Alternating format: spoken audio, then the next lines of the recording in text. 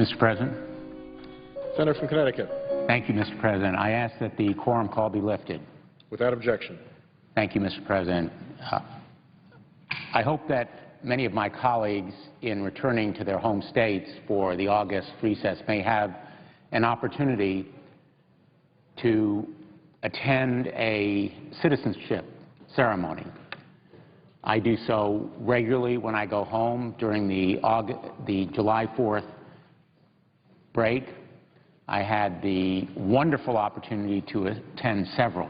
These ceremonies can occur in courthouses or in town halls involving newly made citizens. They swear the oath, and they are accompanied by families and friends. It is a uniquely joyous and proud day in their lives. Many have waited years to become United States citizens, and they do so not only willingly but joyfully.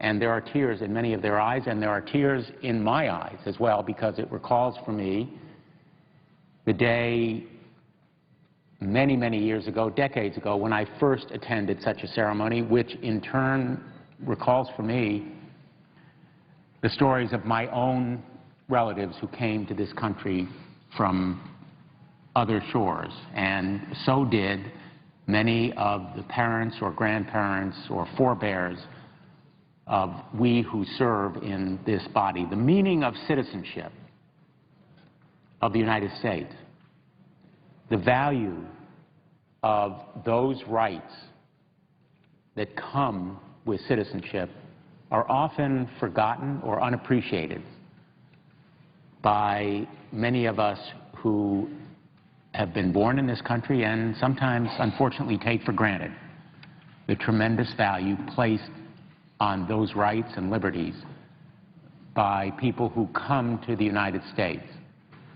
Today I want to talk about people who come to the United States, or more precisely, are brought to the United States as young people, as infants, or children, many under 4 or 5 years old, and this country becomes the only one they have known. The history of this country is their history. They may not even know the language of the country from which they came, and the language of this country is the only one that they know, and may have no memories or scant recollections of the countries where they were born. These young people are here, and they have been brought here perhaps by parents who came illegally, but they are here through no fault of their own. And many of them have achieved remarkably and have contributed extraordinarily. And their promise of future achievement is staggering, extraordinarily impressive. Their contribution to the lives of their communities, to teaching or giving back to our communities, their contributions in terms of scientific or literary accomplishment. One such young person is Miller Gomes. And I'm going to tell his story today much as Senator Durbin has told other stories on the floor of this chamber, in his steadfast and energetic advocacy of a measure called the DREAM Act. And I want to follow him in engaging this chamber in this effort. I want to thank distinguished colleagues like Senator Durbin, who have been tireless advocates for the passage of the DREAM Act. The DREAM Act, called by its full name, Development, Relief, and Education for Alien Minors, should be a top priority for this Congress. States like Connecticut have passed their versions of it, but a national and uniform effort is essential. And much as we hope, and I support, that we will have comprehensive immigration law reform, I also believe the DREAM Act is an idea whose time has more than come, and we should be adopting it as soon as possible in this chamber to provide the kind of certainty and promise that is so important to young people like Miller Gomes. Miller Gomes was brought to this country from Brazil when he was 5 years old. He came with a tourist visa in 1995. The tourist visa expired a year later in 1996, and so he has been here without proper documentation since then. He has been through the Bridgeport Public Schools, Central High School in Bridgeport, and then he went to Fairfield University. Miller Gomes is this young man at his graduation from Fairfield University. His graduation, summa cum laude. He was a member of Phi Beta Kappa, Mu Epsilon, Sigma Psi. He won the American Chemical Society Outstanding Senior Chemistry Award. And he has been accepted at the University of California, Berkeley's Physical Chemistry PhD program. All that he lacked was a student visa to pursue his studies at UC Berkeley. He lacks a student visa, and if he returns to Brazil to seek one, he will be denied it because he has been undocumented in this country. If there were ever a catch-22, Miller Gomes is its poster child under our current immigration law. And so that student visa, under current law, will be denied him. Fortunately, the Obama administration on June 15, 2012, made a very strong statement of support for young men and women like Miller Gomes and issued a regulation or a directive that will permit him to remain in this country. That directive is lacking in a number of respects compared to the DREAM Act. It will be temporary only for a couple of years.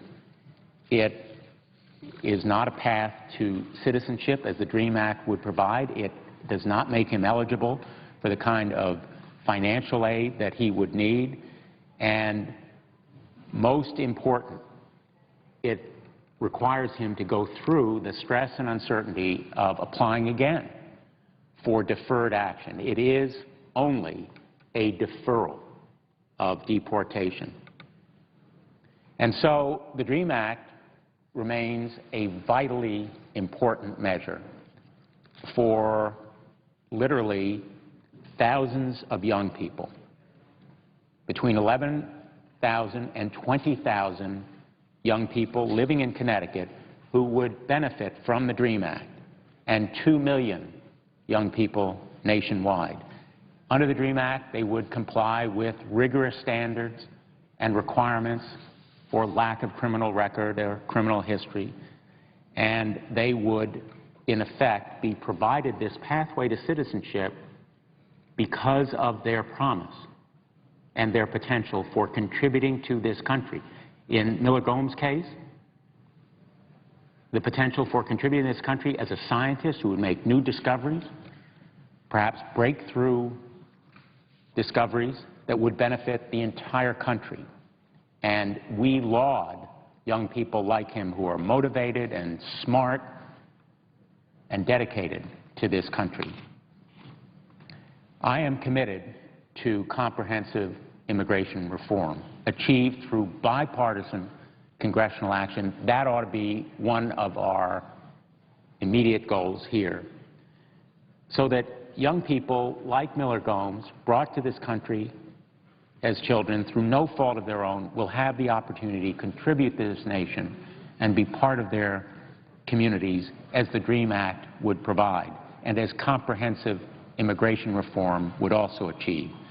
But in the meantime, let us pass the DREAM Act so that these dreamers, like Miller Gomes, will have the basic guarantees and certainty that they can remain in this country and that the promise of the greatest nation in the history of the world will be theirs, truly and irrevocably. Theirs regardless of religion or race or gender or any of the arbitrary labels that we say consistently and constantly should have no place in our judgments about human beings. Our nation will be better because Miller Gomes will be with us. And our nation would be better still if the millions like him have the security and certainty of a path toward citizenship, a path that will benefit them and benefit the greatest nation in the history of the world. Thank you, Madam President, and I yield the floor. Clerk will call the roll. Oops. Can you? I note the absence of a quorum. Clerk will call the roll. Mr. Akaka.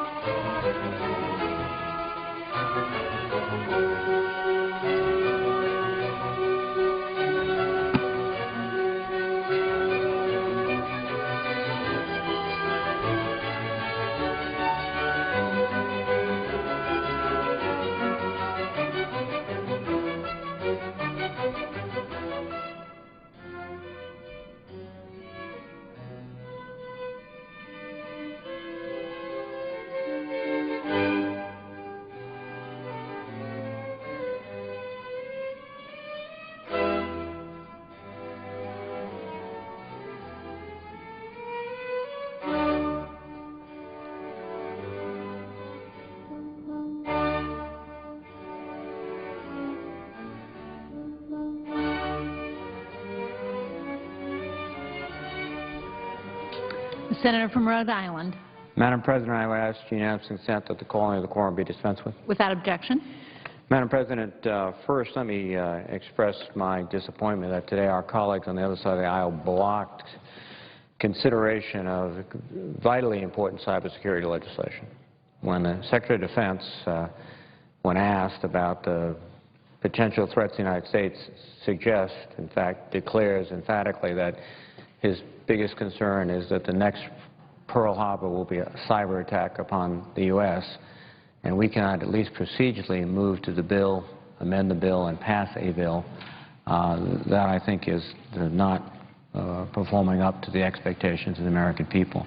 So I am very disappointed that we were not able to complete this legislation in a timely fashion this week and give necessary tools to our national leadership to protect the country against potential cyber threats.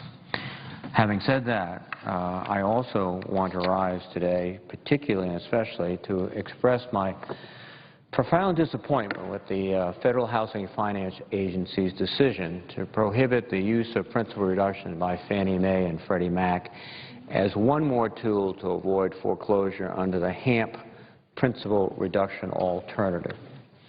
As conservator, the acting FHFA director, Mr. DeMarco, has a duty not only to carry on the business of both Fannie Mae and Freddie Mac, but also to preserve and conserve the assets of both, which FHFA has repeatedly stated requires them to minimize losses. But at the same time, he has other statutory responsibilities. Under Section 110 of the Emergency Economic Stabilization Act, there is a requirement that FHFA, quote, implements a plan that seeks to maximize assistance for homeowners and use its authority to encourage the services of the underlying mortgages and considering net present value to the taxpayer to take advantage of available programs to minimize foreclosure. So there's a clear statutory direction to do all that he can to minimize foreclosures while he's also balancing the portfolio and minimizing losses to Fannie and Freddie. So to boil all of this down, FHFA has to minimize Fannie and Freddie losses, and pursuant to the Emergency Economic Stabilization Act, which, by the way, passed this chamber on a strong bipartisan vote of 74 to 25. So this injunction to protect foreclosed homes or people with the threat of foreclosure is a strongly bipartisan objective. FHFA was directed by Congress to throw its weight in favor, I believe, of avoiding disclosure, especially in those instances in which a policy decision may be a close call. I believe that's the plain meaning of maximize assistance to minimize foreclosure. Maximize assistance, not provide assistance, but to maximize assistance to avoid foreclosure. And I would further note that Section 110 of the Economic Emergency Stabilization Act explicitly permits reduction of loan principal. So we consciously gave the acting director the specific tool of principal reduction, the specific directive to maximize assistance to minimize foreclosure. We did that in the context of his overall mission to try to minimize losses to Fannie and Freddie portfolios. But to turn essentially a blind eye to the thousands of Americans who are facing foreclosure or are underwater, they may be current with their mortgage, but they're facing foreclosure, is, I think, to ignore a vital responsibility and a vital authority which he has been given. After reading FHFA's July 31st, 2012 letter to members of Congress, my impression that FHFA has done exactly the opposite of what we have asked them to do. Indeed, the letter contradicts itself in arriving at its conclusion. FHFA states in one part of the letter that it won't allow principal reductions under the PRA program. But in another part of the letter, FHFA then goes on to write, quote, short sales and deeds in lieu, which the enterprises offer, Fannie and Freddie, result in principal forgiveness as part of exiting the house. In other words, it seems, in their view, principal reduction is acceptable in some cases, especially if the owners leave their home. Now, I think there are thousands of Americans who are facing huge challenges in staying in their home, and it is more than ironic that if you're going to lose your home, we'll reduce the principal, but if it allows you to keep your home, then we won't do it. In the same letter, FHFA also states that, quote, forgiving debt owed pursuant to a lawful valid contract risks creating a longer-term view by investors that the mortgage contract is less secure than ever before. Longer term, this view could lead to higher mortgage rate, a constriction of mortgage credit lending, or both, outcomes that would be inconsistent with FHFA's mandate to promote stability and liquidity in mortgage markets and access to mortgage credit, close quote. So forgiving debt is inconsistent with FHFA's mandate, but FHFA admits to permitting principal forgiveness in certain cases. Again, let me repeat their own words. Short sales and deeds in lieu, which the enterprises offer, result in principal forgiveness as part of exiting the house. But FHFA also states, quote, forgiving debt owed pursuant to a lawful valid contract risks creating a longer-term view by investors that the mortgage contract is less secure than ever before. Well, how does this make any real common sense? We'll forgive principal if you're going to get kicked out of your house, which presumably upsets the long-term perspective of investors and bonds that support those mortgages. But if you're staying in your house and you need to benefit from historically low interest rates, which the banks are, we won't let you. We won't reduce principal. And turning to the point of moral hazard, which is implicit in all that's been discussed by FHA, and given that FHFA has blessed principal forgiveness in these two instances of short sales and deeds in lieu, and additionally, by the way, permits principal reduction as part of the hardest hit fund, which also uses Treasury incentives, I can only assume that FHA must have found a way to control and avoid moral hazard when they want to, and use it as an excuse when they don't want to do something. Either it's a constant issue that must be consistently defended, which they don't do, or it is a post-hoc, after-the-fact rationalization for failing to pursue a policy which, for other reasons, they don't want to do. Now, having made these points, let me give FHFA a bit of the benefit of the doubt here, and assume for the sake of argument FHA wants greater certainty assurances. I think they said as much as when they wrote in the letter. FHA weighed these potential benefits, of course, recognized the inherent uncertainties associated with these estimates, and concluded that the potential benefit was too small and uncertain relative to known and unknown costs and risks to warrant the dedication of additional taxpayer resources to Fannie Mae and Freddie Mac to implement HAMP PRA. Now, that's interesting, and I often hear, particularly my Republican colleagues, talk about, well, you know, what Fannie and Freddie and FHA should be doing is what the private sector does. You know, the businessmen and women, the hard-headed people that protect their shareholders, et cetera. In fact, I think that is a pretty good place to look for some direction. But what is private sector do when it comes to principal reduction? Well, for instance, Lori Goodman, who's the senior managing director at Amherst Securities Group, a broker-dealer specializing in the trading of residential and commercial mortgage-backed securities, who performs extensive data-intensive studies to keep its client informed of critical trends in the residential mortgage-backed securities market, testified before the Senate Banking Committee that principal reductions are, in her words, the most effective type of modification. Next, John DiOrio of First Alliance Lending, whose clients consist of major banks, investment banks, and sophisticated financial counterparties, has stated that his clients are in favor of principal reduction, quote, not out of a sense of charity, but because they believe it is in their best financial interest to do so. In other words, there is a very strong business case for principal reduction, a business argument apparently that FHA has ignored or totally rejected. Now, finally, when we look at the newest data from the Office of the Comptroller of the Currency, we see that banks have granted principal reductions on 28.9% of loans they hold, which is up from 11.5% a year earlier. And oh, by the way, they also have a lower default rate than Fannie Mae and Freddie Mac. So when you look at the private sector, what they're doing appears to be quite different, indeed perhaps the opposite of what FHA is doing.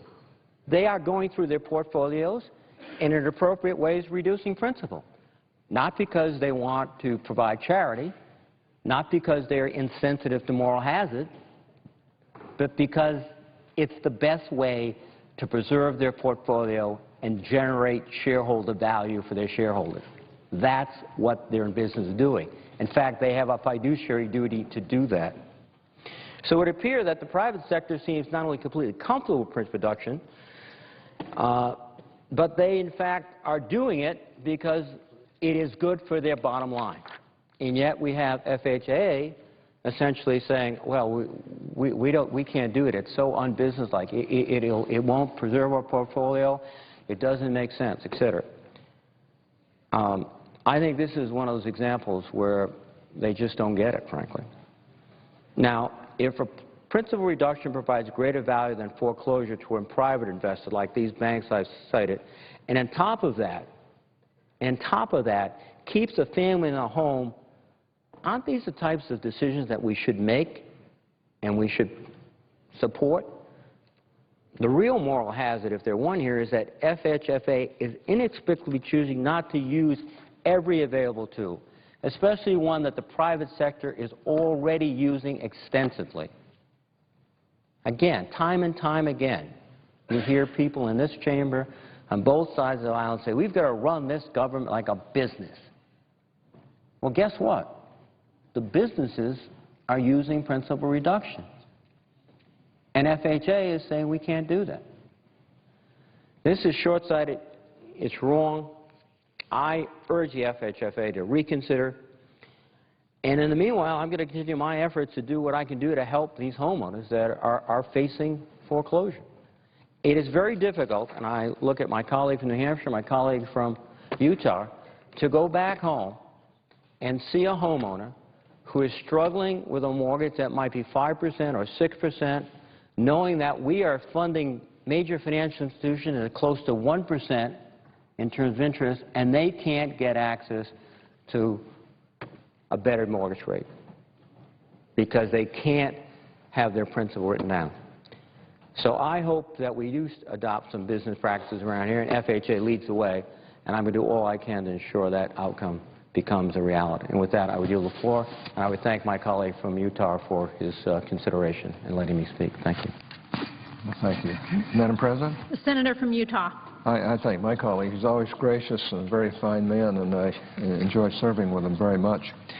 I was really disappointed that the cybersecurity bill had to be brought, that we couldn't proceed with it today. This side had to vote against cloture. And the reason was because the Senate is not being run as an open Senate anymore. This is such an important bill. It's not just some itty-bitty bill that you can call up and foreclose any amendments. In fact, most bills are not that are brought to the floor.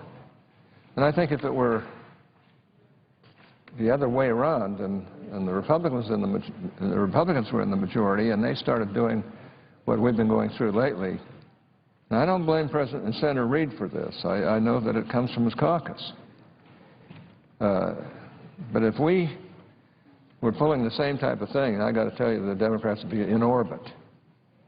Because usually in the Senate, you never build the procedural pyramid until after there's been a reasonable time for debate and open amendments. And that's the way it usually done. In recent months, frankly, the last few years, they call up a bill, file cloture as though we're filibustering when we're not, and then tie up the parliamentary tree so you can't have amendments in the greatest deliberative body in the world, supposedly. And that's been very irritating to a lot of people on our side. And I would just caution my friends on the other side, this is getting to the point where it's becoming a matter of great concern to everybody and irritation to everybody as well. And I think we ought to get back to being the Senate that we all know works better if we respect both sides and their ability to be able to come up and say what they need to and bring the amendments up that they feel are good amendments. But be that as it may, that's the way it is right now. And we have to do this cybersecurity bill. Everybody knows that. And the fact that cloture was not invoked does not mean that we shouldn't return to that bill and put the time into it and make sure that we resolve the conflicts that have arisen, some of which are very, very important suggestions, and allow the type of proceeding that really the Senate has always been known for until recent years. Now, I'd like to change the subject. Madam President, recently there's been some commentary about the lack of substance in our political debates. Now, this concern that Washington has failed to confront our deepest political challenges, which are in large part fiscal challenges, is not without some merit. But I would add one caveat to this analysis. It is not for lack of trying on the part of Republicans to have a grown-up debate about our nation's fiscal and economic future. Republicans are putting forward real ideas about tax reform and entitlement reform with real numbers attached. But I would submit that only one side has put a team on the field for this debate. When it comes to putting forward solutions to our nearly $16 trillion in debt and our archaic tax code, the President and his Democratic allies have largely stayed on the sideline. Instead of offering up bold proposals to bring down the debt that has ballooned, given the President's commitment to ever larger and more activist government, they have determined to give the American people talking points that attack the wealthy and successful small businesses in the name of equality. Now, given the fiscal cliff threatening America's families and businesses, this decision to put politics above solutions is madness. But there is a method to it. The fact is, the President and his liberal allies are not able to put forward serious solutions because they are between a rock and a hard place. The rock is their base, a liberal minority that refuses any meaningful reforms of the spending programs that are bankrupting our country. The hard place is the vast majority of the American people who flatly object to the massive tax increases, and especially those 940,000 small businesses that would be hit the hardest. And, of course, those massive tax increases would be required to finance on a permanent basis the President's commitment to larger government. The bottom line is that the President is unable to come clean. He cannot tell the American people what the true tax bill would be for his expansion of government. He suggests that our books can be balanced just by taxing the rich. We all know that's poppycock. Hence his commitment to the Buffett tax and other redistributionist schemes that have been pursued by the Senate's Democratic leadership over the past 2 years, as though they're really serious. Give me a break. But no serious person believes that the Obama administration's government can be financed simply by going after the so-called wealthy. The only way to do it is by going after all Americans and raising taxes on all citizens. That is the silent plan that the President will not discuss on the campaign trail. That is the Democrats' phantom budget. And that is what I want to discuss today.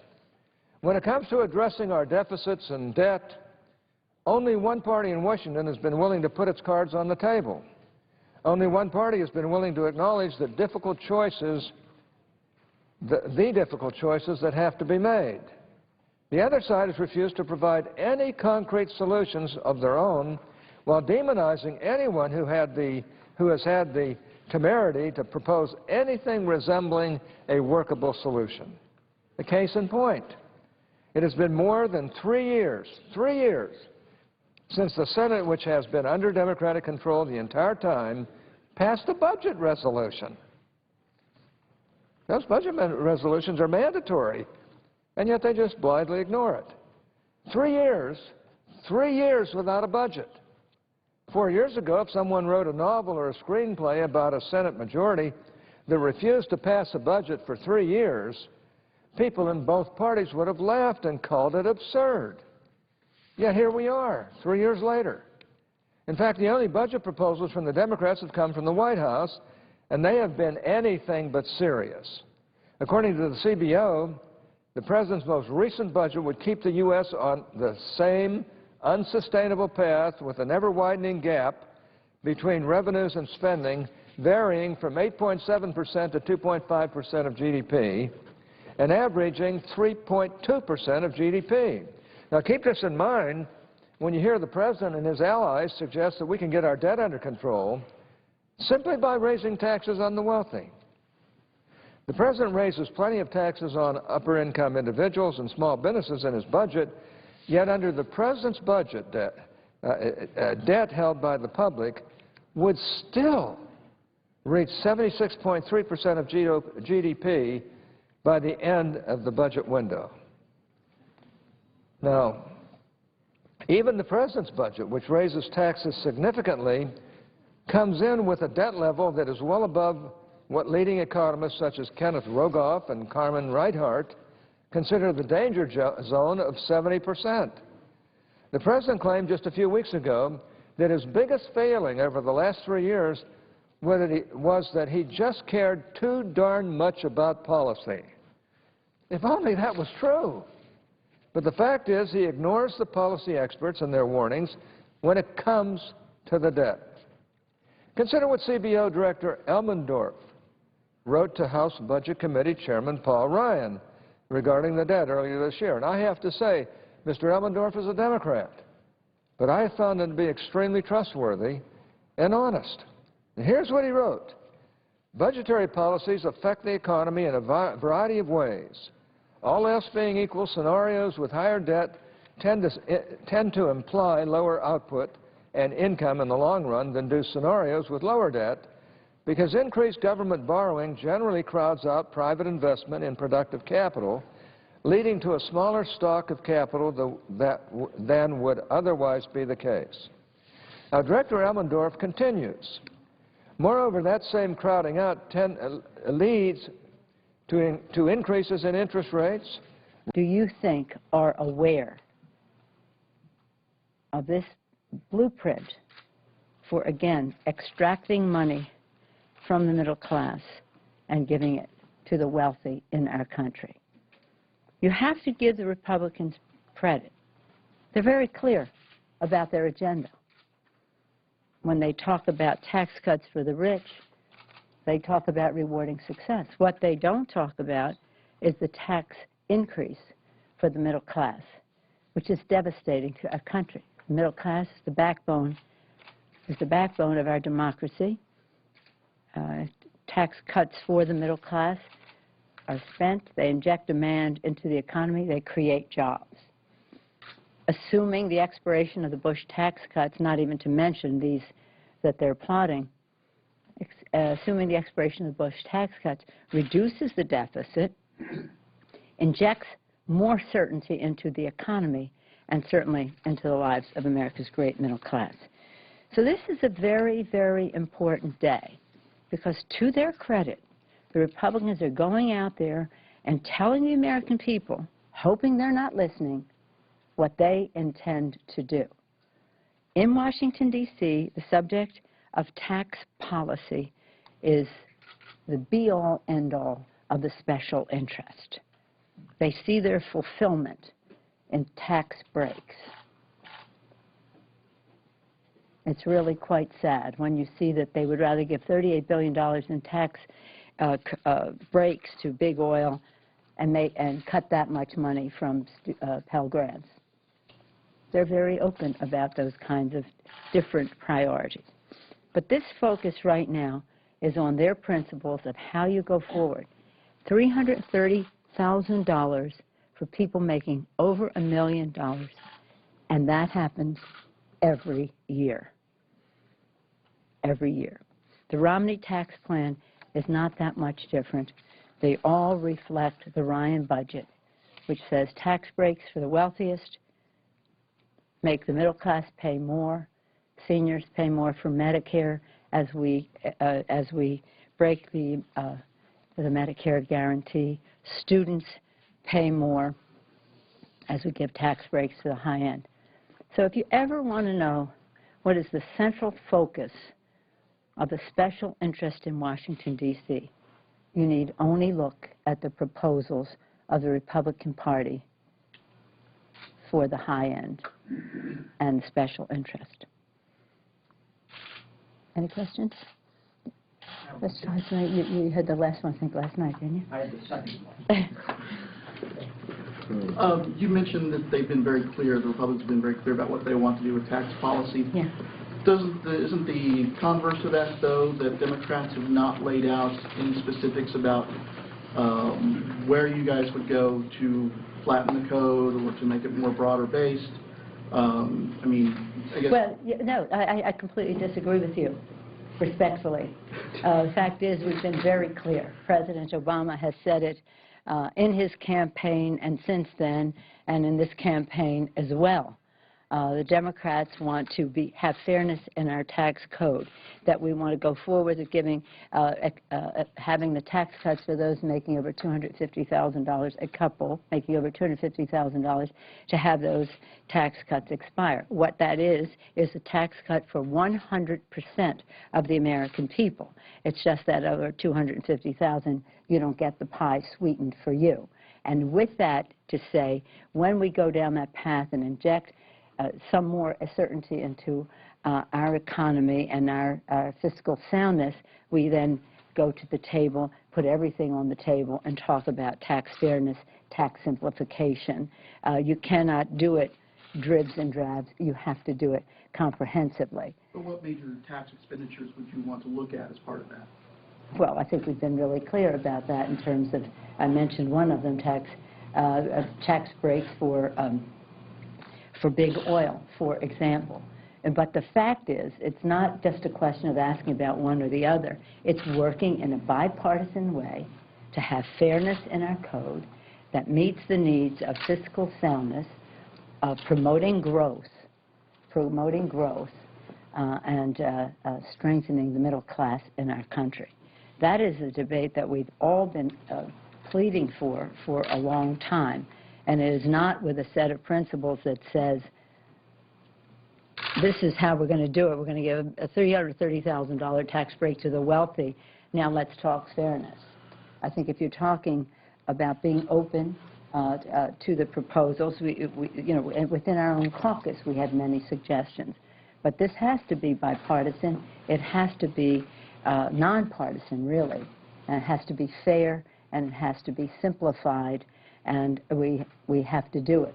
But we don't start off with a basis of this kind of unfairness. Madam Mayor. So on the issue of dribs and drabs versus a grand, the grand tax code, are you open to a one-year fix of the sequester, or does that have to be solved in this broader context that you're talking about? And as a corollary to that, are you encouraged at all by a group of Republican senators going around the country calling for revenue, not necessarily in the form of higher taxes, but revenue in order to patch the sequester? I'm not aware of what they're doing.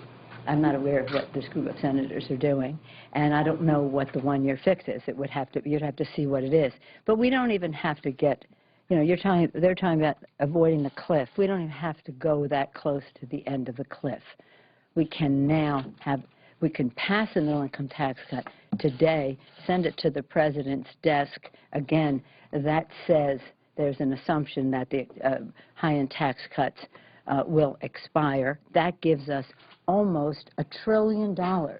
And $1 trillion is what the cost is. $1.1 trillion is what the cost is of the sequester. So I would hope that either the two candidates for the president and the candidate for president, Mitt Romney, the leadership in the Congress, the private sector would weigh in and say, you've got to have revenue on the table to make this work. You've got to have growth in order to bring in revenue. And you've got to make some tough decisions about spending. We already have. We've already cut over $1 trillion.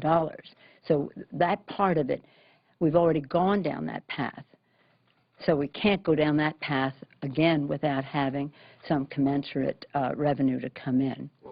Just to follow very quickly, because you weren't familiar with it, Senator Graham is saying, well, he's one Republican saying, we should have revenue, not in the form of any higher taxes as you would favor, I assume, but tax expenditures. He mentions like the corporate jet loophole, close that, all these other things, Now, tax those things should be expenditures. closed, but again, I'm not going to respond to, a smidgen of what one senator is saying. The fact is that the Republicans in the House of Representatives have stood in the way of a middle-income tax cut which frees $1 trillion to avoid the sequester.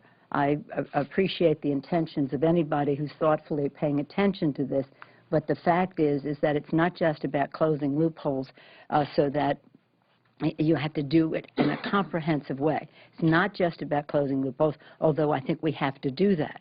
But we also have to make sure we have the revenue so that we can fulfill our role on the public-private partnership that is job-creating in our country. The education of our people, the safety of our communities, judicial system, a transportation system to get product and people to and from home and to market, and the rest of that. So we have to, again, look at this about, let's take the complete, excuse me, high road on this. This and having nothing to do with politics, and that's really, I think, how most people come to Congress, is to say, how can we work together to find solutions? We all agree that it's important to the success of our country, our innovation, our competitiveness, and most importantly, the self-fulfillment of our people, that we educate the American people, that we educate our children, that we have an immoral obligation to create jobs, to have public policies that enable the private sector and sometimes public-private partnerships to create jobs, that we want retirement security for our seniors, health and retirement security for our seniors, that we want to defend our country and do all of this in a fiscally sound way. If you don't believe that there is a government role in any of the above, then you're not going to accept any reason to pay for it. So again, it's a budget issue, not just a revenue issue, but without the revenue, the starvation of our responsibilities to the American people will make us less competitive. We don't accept that verdict. We intend to be number one, to stay number one, and to make that fight. And that's why we want tax policies that do not reward companies that send jobs overseas, but tax policies that support the strengthening of the industrial, technological, and manufacturing base in our own country.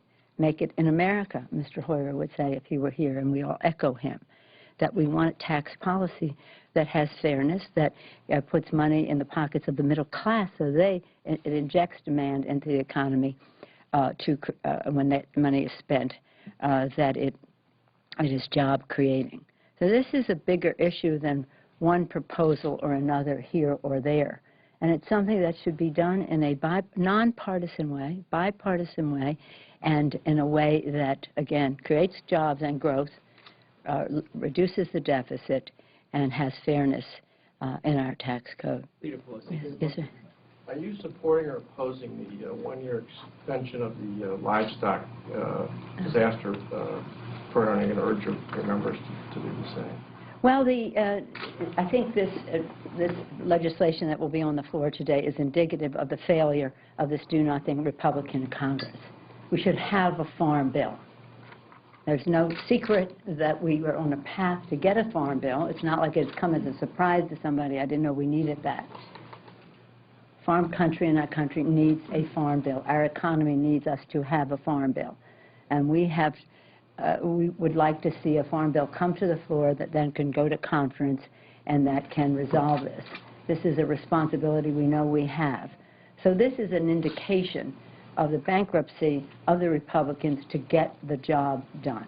The Senate has gotten the job done in a bipartisan way. We should be able to pass a bill in the House that goes to conference to do that. So again, I see this as indicative of failure. Some of what is in it in terms of the pay-fors coming out of conservation, issues that relate to states like California, for example, specialty crops are ignored in all of this, and so I have doubts about this legislation. Members will do what is in their interest of their communities to do, but make no mistake, we should be voting on a farm bill, not a drought bill. I have great sympathy for the needs of our cattlemen and those who are suffering from the drought. Many of those people are in California as well, from my own golden state of California.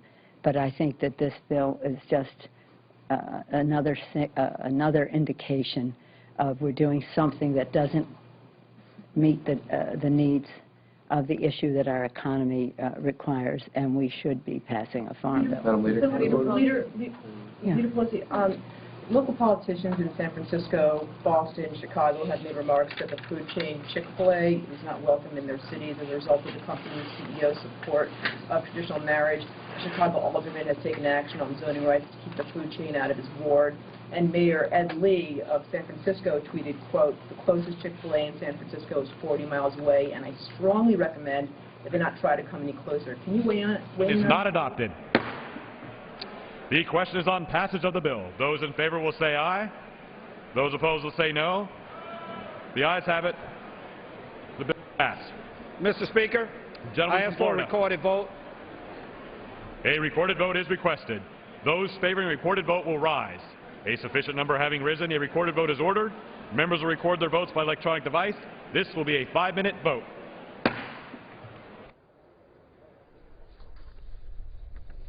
It's the final passage vote on a bill that aims to simplify the tax code and set up debate next year for modification, changing of the tax code. This is a 5-minute vote, and based on the rule passed yesterday for debate on this bill, upon passage of this bill, it would be combined with H.R. 8 passed yesterday. That's the bill that extends the 2001 and 2003 tax cuts for all income levels. The Republican plan passed yesterday in the House, and it will be combined with that and sent to the Senate.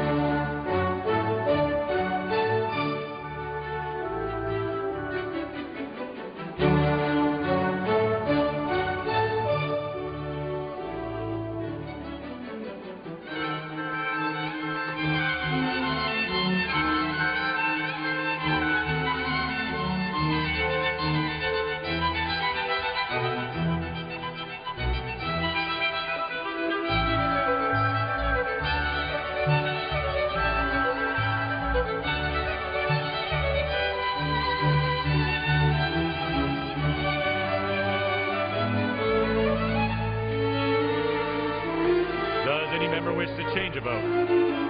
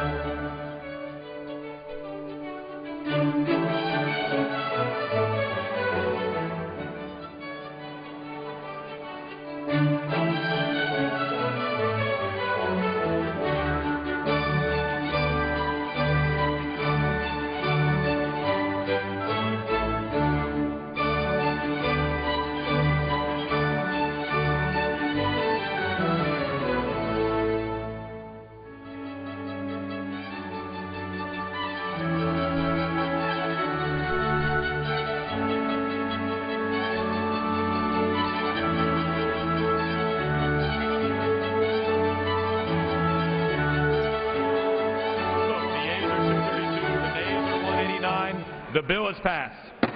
Without objection, a motion to reconsider is laid on the table.